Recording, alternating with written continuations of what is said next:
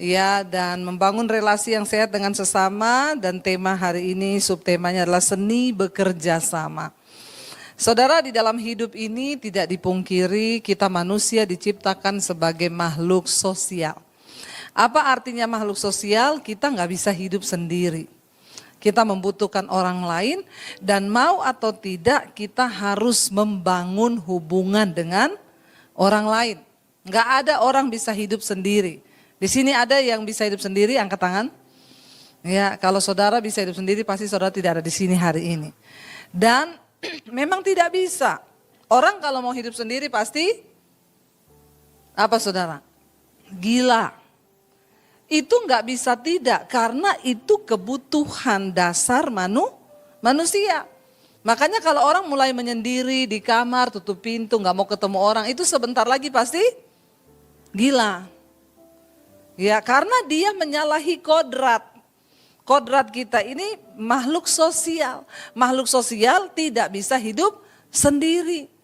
Harus membangun hubungan dengan orang lain. Ya, nah di sini saudara, untuk membangun hubungan dengan orang lain itu pasti ada seninya. Ya, hari ini subtemanya adalah seni bekerja sama.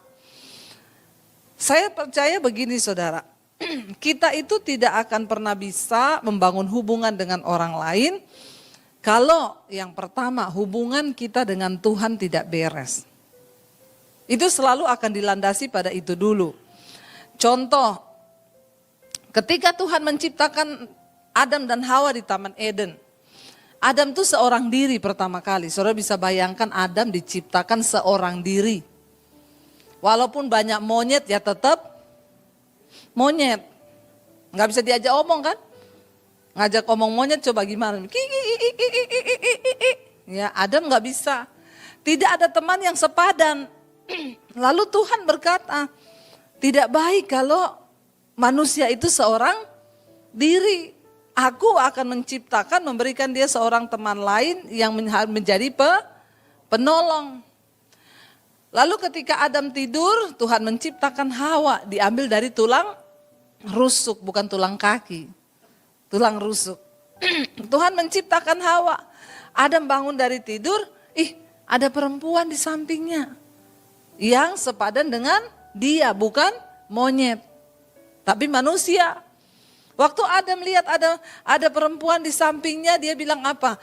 Inilah tulang dari tulangku, daging dari dagingku. Dia merasa ada teman. Akhirnya yang namanya setan tidak mau melihat ciptaan Tuhan ini kok sempurna. Nggak sendiri, tetapi ada temannya. Lalu setan dalam bentuk ular mencobai.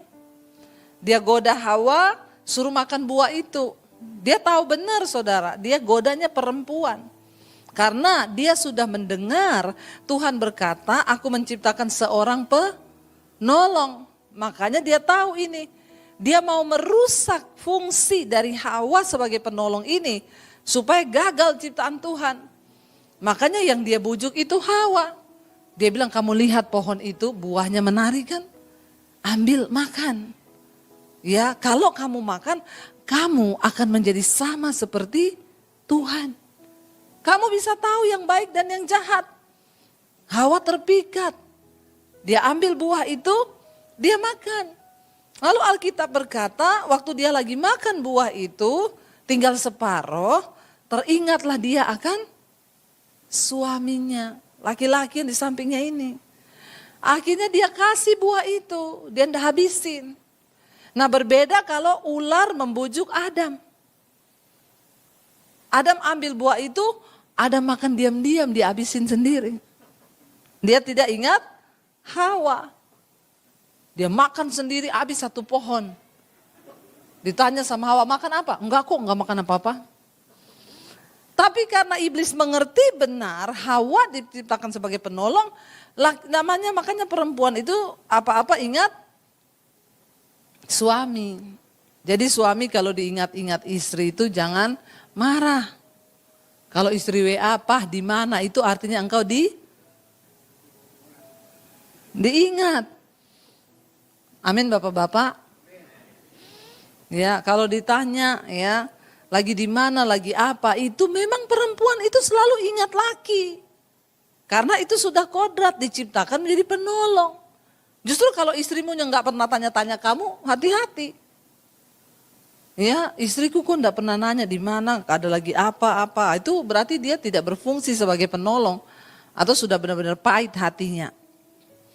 Lalu saudara, ya, Adam jatuh dalam dosa bersama-sama dengan Hawa. Tuhan datang, dosa udah masuk dalam diri manusia. Waktu Tuhan datang, mereka takut bersembunyi. Adam ditanya sama Tuhan sebagai laki-laki yang pertama kali diciptakan Tuhan. Tuhan bilang, kenapa engkau melanggar apa yang sudah aku firmankan? Adam gak bilang gini, ini loh Tuhan, daging dari dagingku, tulang dari tulangku. Enggak, dia ngomong apa?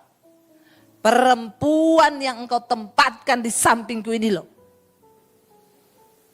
Saudara perhatikan ini, dosa yang pertama kali menghancurkan hubungan. Amin. Langsung berubah. Hubungannya langsung rusak. Ini loh, perempuan yang kau tempatkan di sampingku. Tadi waktu dia bangun tidur lihat ada Hawa, daging dari dagingku, tulang dari tulangku. Begitu dosa masuk, Tuhan tanya, jawabannya perempuan yang engkau taruh di sampingku ini yang bikin aku berdosa. Padahal waktu iblis goda Hawa, dia juga ada di situ.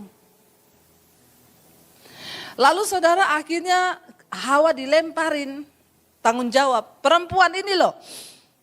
Tuhan tanya, iya Hawa, apa yang sudah engkau lakukan? Hawa bilang, ular ini loh. Ya, selalu setan yang disalahin kan. Dan setan itu yang paling nerima. Waktu dia yang disalahin ditanya, kamu benar ular? Ular cuma iya. Karena dia sudah nggak tahu mau lempar ke siapa lagi. Jadi kadang-kadang memang lebih bagus ular. Akhirnya menerima kesalahan. Akhirnya saudara, saya mau bilang di sini, waktu dosa masuk dalam hidup manusia, disitulah hubungan antar sesama itu rusak. Apa akibat dosa? Yang pertama menghancurkan hubungan kita dengan Tuhan. Yang kedua menghancurkan hubungan kita dengan sesama. Makanya orang kalau hidupnya bermasalah terus, coba cek manusia rohaninya. Itu pasti bermasalah dengan Tuhan. Kalau orang hidupnya dengan Tuhan hubungannya baik, maka hubungannya dengan sesama juga baik. Karena Alkitab bilang orang yang diurapi Tuhan itu dimanapun dia ada, ya di situ ada sukacita, ada damai sejahtera. Amin. Ya kayak saya ini loh. Ya saya di mana itu orang senyum, orang ketawa saudara. Ya. Tetapi kalau ada orang datang, terus membuat suasana jadi tidak enak, ini orang. Ini pembawa roh kuda merah. Apa itu kuda merah di Alkitab, kitab Wahyu? Pencabut damai. Nah itu rohnya. Orang lagi damai dia datang, jadi gak damai tempat itu. Yang tadinya lagi akur-akur, dia datang bawa perpecahan. Nah kita ini diciptakan Tuhan sebagai makhluk sosial, kita akan beradaptasi dan bekerja sama dengan semua orang. Termasuk di gereja. Ya tetapi banyak orang yang justru kepahitan, terluka, tersinggung. Itu di mana? Nggak usah takut ngomongnya kenceng. Di mana? Saya ini baru pulang dari Toraja dari Makassar. Kita buat seminar hamba-hamba Tuhan antar gereja, antar denominasi. Di Makassar ratusan, hampir 500 terkumpul. Di Toraja 1.000, hampir 1.100 hamba Tuhan dari 30 denominasi gereja ikut seminar. Waktu firman disampaikan, lawatan Tuhan terjadi, ya ditantang altar call, hamba Tuhan yang kecewa, sakit hati, kepahitan, maju banyak saudara, nangis di altar Tuhan. Berlutut nangis. Ya, jadi saya sampaikan, kita nggak mungkin bisa melayani jemaat kalau kita sendiri terluka. Kita nggak mungkin bisa melayani orang lain kalau kita sendiri masih kepahitan. Ya, maju saudara, ya puji Tuhan. Ya, sekarang saya banyak pelayanan dengan beberapa orang yang terbeban. Kami akan lakukan ini di berbagai kota di Indonesia. Ya, kita turun ke desa-desa, bukan hanya turun tapi kita juga memberkati pendeta-pendeta di desa, saudara. Ya, pelayanan begini tuh nggak cari untung, nggak cari PK, keluar tenaga, waktu, keluar uang. Tetapi saya merasa inilah hati Tuhan. Makanya orang tanya, ibu nggak buka gereja? Enggak, sudah banyak gereja di Jakarta. Kalau saya buka gereja nanti saya tambah musuh. Iya Pak, iya? Kok semangat sekali ngomongnya? Kok saudara tahu kalau saya buka gereja jadi tambah musuh? Saya nggak mau tambah musuh. Ya, saya begini jadi tambah teman. Semua gembala jadi teman saya. Ya, Tuhan lagi mencari orang-orang yang mau menjadi pendamai karena sudah terlalu banyak perpecahan di antara gereja. Bagaimana kita bisa berdiri di tengah bangsa ini kalau gereja saja sudah terluka, sudah banyak kepahitan. Ya, saya bilang sudah banyak gereja. Saya menemukan panggilan saya dengan suami sekarang seperti ini. Kami keliling, saudara. Ya, memberkati pendeta-pendeta di desa. Ya, nanti besok minggu depan saya harus ke Semarang lihat satu tempat untuk bikin sekolah misi. Masih bergumul beberapa tempat lagi kami gumuli. Ya, bikin sekolah misi 6 bulan, orang-orang dari desa disekolahin. Setelah itu dia harus pulang ke desanya, membangun pelayanan di sana, membuka gereja. Kenapa? Karena Indonesia ini banyak sudah dihijaukan. Tapi orang Kristen gak mau peduli, tidak mau melihat itu. Kita harus berdoa untuk bangsa Indonesia ini dipulihkan, dilawat, dimenangkan bagi Kristus. Ternyata pendeta yang terluka juga banyak. Ya, dan memang saudara, yang paling banyak merusak pelayanan diakui atau tidak itu terkait dengan hubungan antara sesama. Ya, dan ini terjadi. Saya percaya dan saya sangat melihat ini bahwa benar ketika seseorang itu terus bermasalah dengan hubungannya dengan sesama, itu pasti hubungannya dengan Tuhan belum beres, belum pulih. Makanya sangat penting kita semua membangun hubungan pribadi kita dengan Tuhan. Kalau hubungan pribadi kita dengan Tuhan itu beres, kita menjadi dewasa dalam iman tuh enak, saudara. Enggak mudah tersinggung, tidak mudah kecewa. Ya, saya dulu pernah, saudara, di dalam pelayanan ada teman gereja itu enggak tahu. Apa ya, orang bilang mood-moodan ya. Kalau lagi mood senyum, kalau enggak mood marah. Sementara kita tuh nggak tahu salah apa. Kemarin dia tertawa, baru tadi pagi telepon ketawa, di gereja udah buang muka. Kan kita ketemu orang begini rempong ya. Tapi kalau kita sudah dewasa rohani, ya saya datang ke gereja dia jadi asir. Yang lain disalamin, saya enggak. Orang datang shalom, shalom begitu saya. Kalau saya juga sakit jiwa, ini kan orang sakit jiwa namanya. Di dalam jiwa itu ada pikiran, perasaan, dan kehendak. Kalau perasaanmu terluka, engkau sakit jiwa itu namanya, saudara. Sakit jiwa itu bukan cuma orang lari-lari di jalan ya. Anda tersinggung, bentar-bentar tersinggung, bentar-bentar marah itu sakit jiwa. Tapi stadiumnya masih awal. Jadi harus dideteksi dini. Benar, itu sakit jiwa. Kan di dalam jiwa pikiran, perasaan, dan kehendak. Waktu perasaan terluka berbuah kepada pikiran, akhirnya kehendak. Orang datang dia nggak mau salaman. Ya karena saya sudah sembuh jiwa saya nggak sakit. Kalau saya sakit, peduli amat lu, emang siapa lu? Saya nggak mau sapa juga. Ya karena saya sudah sembuh jiwa saya, dia buang muka saya datangin, saya ambil tangannya. Shalom, kenapa buang muka? Enak kan saudara? Amin. Ya udah kayak begitu saja. Jadi kita itu hubungannya dengan sesama tuh enak, apalagi kalau hubungan kita dengan Tuhan itu rusak, hubungan suami istri juga pasti rusak. Pasti. Kalau ada yang belum beres, ya saya ingat kemarin waktu saya baru pertama kali menikah ya, saya terikat dengan kepahitan, saudara sudah melihat khotbah saya, kesaksian saya yang judulnya Aku Masih Terluka. Ya, sudah pelayanan tetapi aku masih terluka. Ya, luka itu saya rawat baik-baik. Saya balut di dalam hati saya. Sehingga apa dikit saya tersinggung karena ada luka.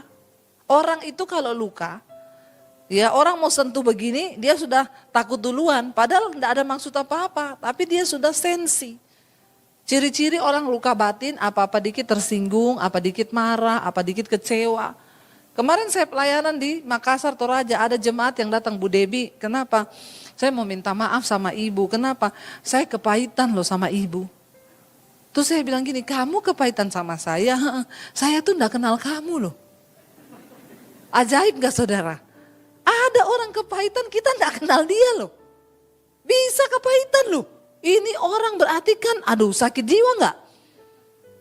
Kecuali saya sudah pernah omong-omong terus saya menyakiti dia lewat perkataan saya, dia kepahitan ya boleh lah ya. Saya bilang gini, Bu saya enggak kenal ibu, ibu kenapa kepahitan sama saya, bodoh ibu. Rugi ibu, saya enggak tahu ibu pahitin saya tambah manis. Iya enggak saudara? Rugi kita ini kepahitan. Terus saya bilang, ibu kenapa kepahitan sama saya? Saya kirim kesaksian sama ibu tidak pernah dibaca. Saya bilang ini kesaksian WA yang masuk di saya hampir 30.000 sekarang. Ibu tolong kasih tahu sama saya bagaimana saya bisa baca kesaksiannya ibu itu. Yang dibaca setiap malam itu hanya satu kesaksian. Lah ini yang masuk WA 30.000. Saya terbatas, saya manusia. Ada lagi yang aneh, Bu, WA saya kenapa nggak dibaca-baca? Oh ibu cuma pilih-pilih yang orang kaya ya? Terus saya bilang, bagaimana saya tahu orang yang WA ini kaya atau miskin? Kecuali dia bunyi, kaya ya, miskin, kin.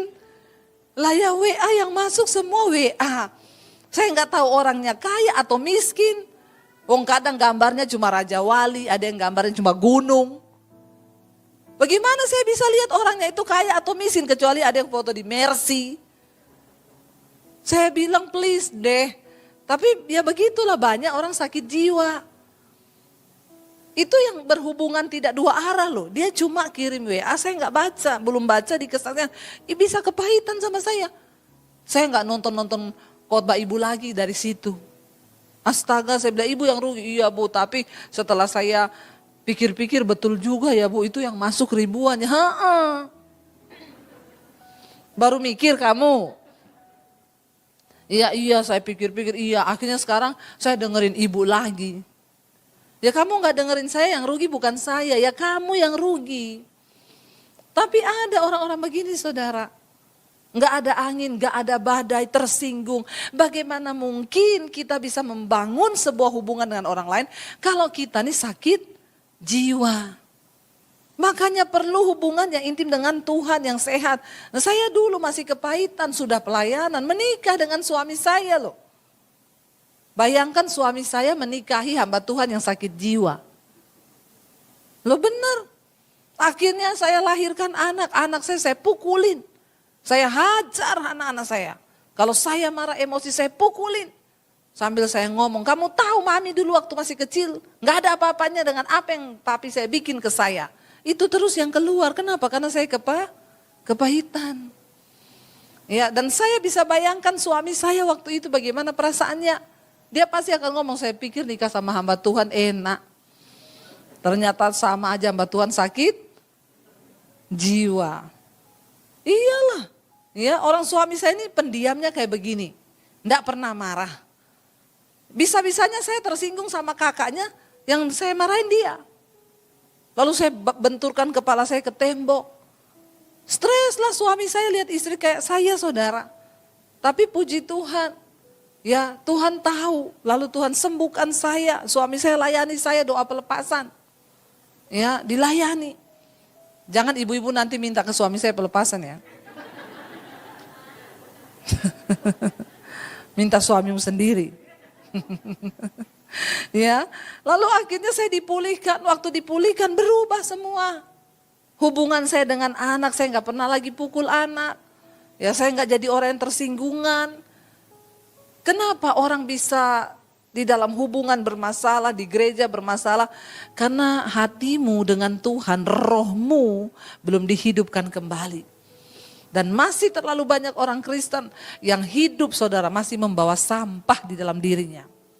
Itu yang menyebabkan kita ini seringkali gagal dalam membangun sebuah hubungan. Saya pengen kita baca Efesus 4 ayat 1 sampai 7. Ini ayat yang diberikan dari gereja. Efesus pasal yang keempat ya. Ayat yang pertama sampai ayat yang ketujuh. Firman Tuhan berkata, sebab itu aku apa? Menasehatkan kamu. Aku orang yang dipenjarakan karena Tuhan. Supaya hidupmu sebagai apa? Orang-orang yang telah dipanggil berpadanan dengan panggilan itu. Ayat 2, hendaklah kamu selalu rendah hati, lemah lembut, dan sabar. Tunjukkanlah kasihmu dalam hal saling, stop dulu di situ ayat ini. Saudara, bagaimana supaya kita memiliki hubungan yang sehat dengan sesama dan memiliki di dalam seni bekerja sama dengan orang lain? Yang pertama dikatakan, hendaklah kamu selalu apa? Rendah hati. Ya, rendah hati itu apa saudara? Ya, enggak usah merasa orang yang paling penting. Ya, aku ini belum tahu siapa aku. Ya, enggak usah. Rendah hati aja tuh enak kok. Hidup rendah hati itu paling enak.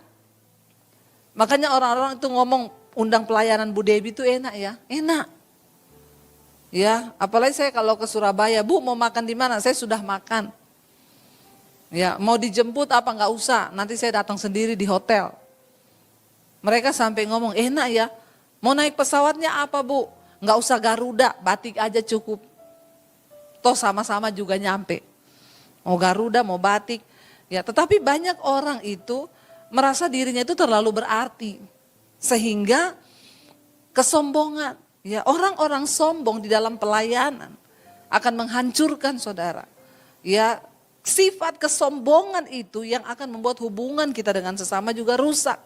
Makanya Alkitab berkata, Tuhan menentang orang yang sombong. Tetapi Tuhan mengasihani orang yang rendah hati.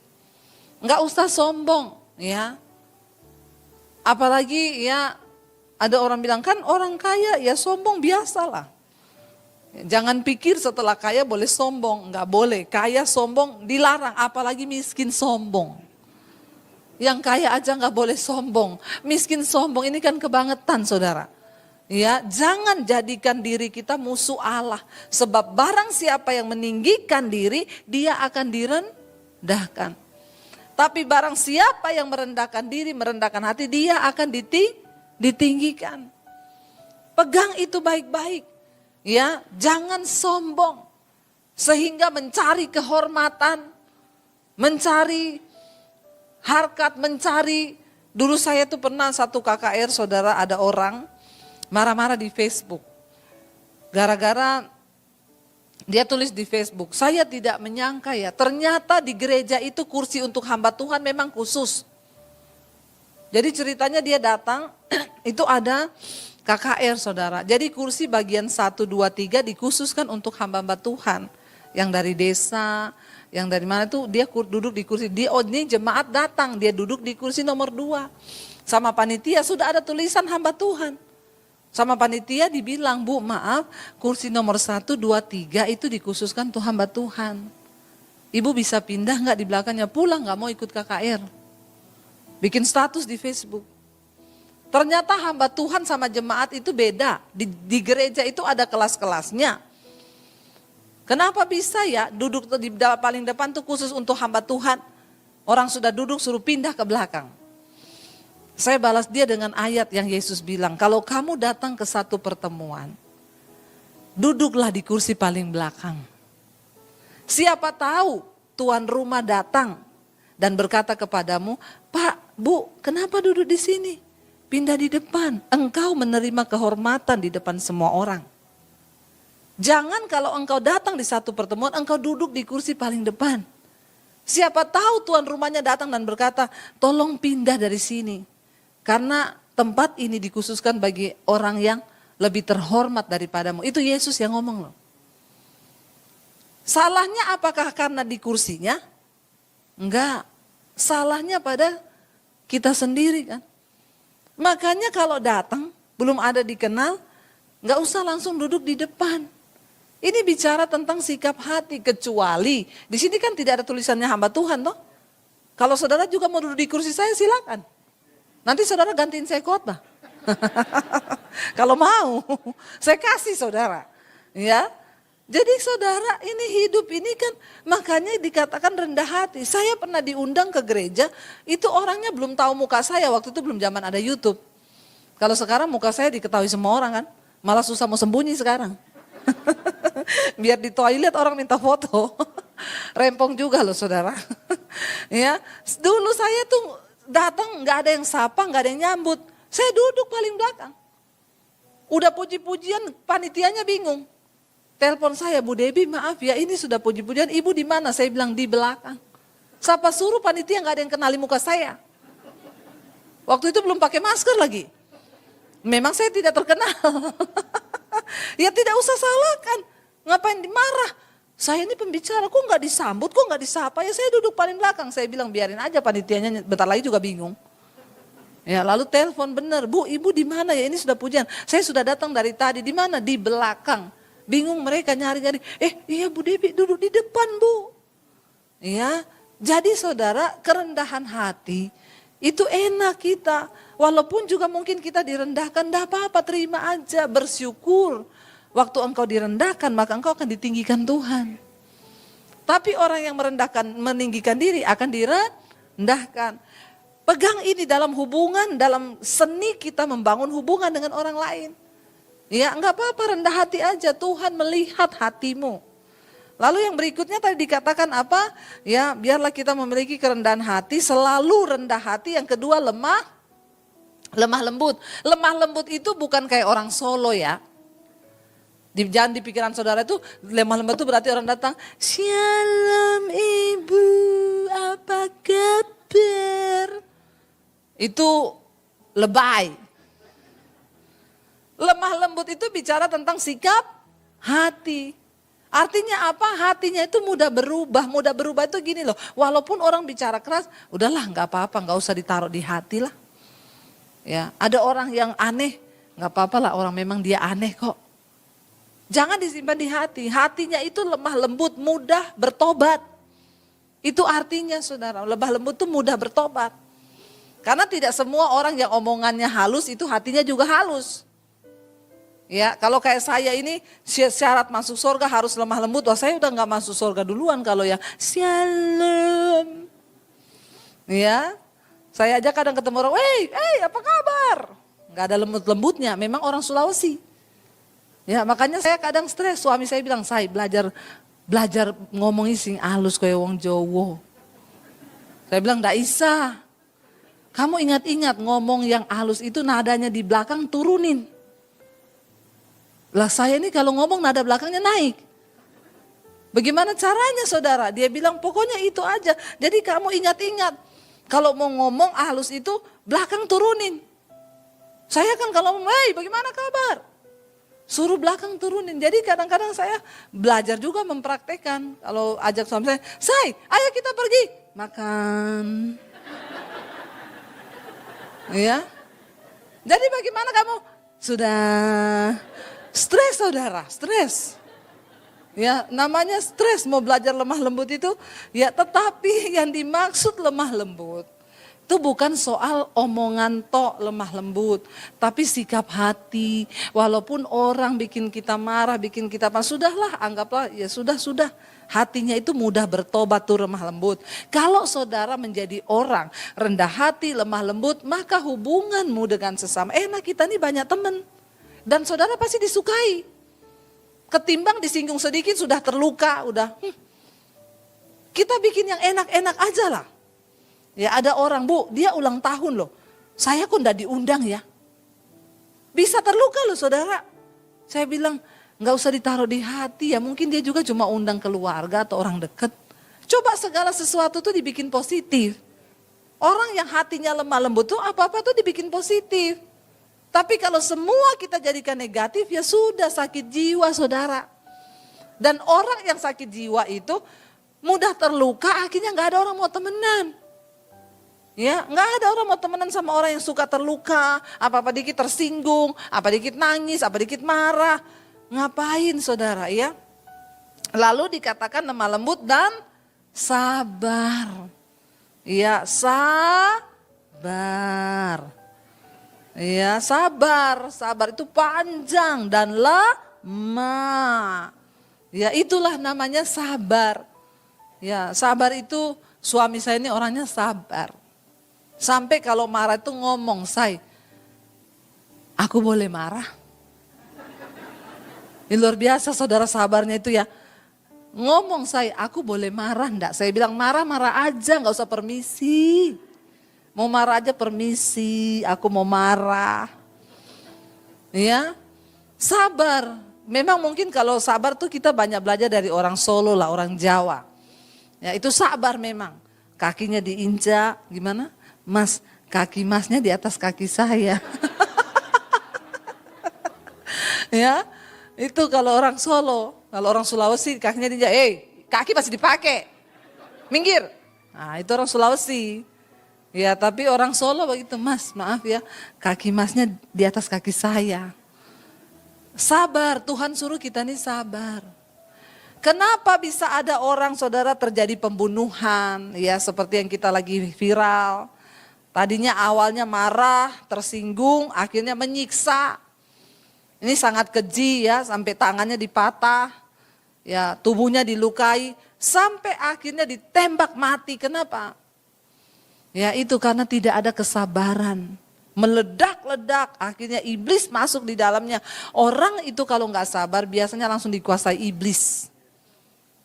Berusaha, kalau kita dengar sesuatu, kita dapat sesuatu, tarik napas dulu. Buang dari mulut. Iya, atur adrenalinmu.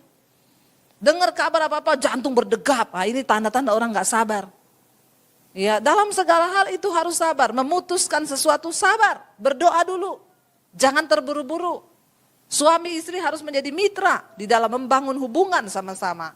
Ya, kalau kita sabar, ya dan dikatakan di sana, tunjukkanlah kasihmu dalam hal saling membantu. Kalau kita ini jadi orang yang suka menolong orang lain, kira-kira orang seneng gak saudara?